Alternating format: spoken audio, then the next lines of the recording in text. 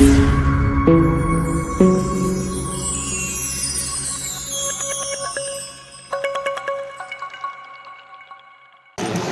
मी कबीर शेख आणि आपण पाहत आहात इंडियन टाइम्स न्यूज। सध्या प्रभाग क्रमांक 16चे जे मतमोजणीचा निकाल आहे ते समोर आलेला आहे।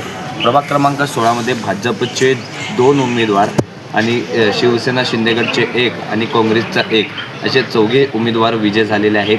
यातच MIM पक्षाचे जे उमेदवार आहेत गाजी जागीरदार, फिरदौस पटेल आणि मुबेरा सोहेल पठाण हे तिघांपैकी ते 2 फिरदौस पटेल आणि गाजी जागीरदार यांचा थोडक्यात पराभूत झालेला आहे। फिरदौस पटेल यांचा 227 मतांनी पराभूत झाला आहे, तर गाजी जागीरदार यांचा 209 मतांनी पराभूत झालेला आहे।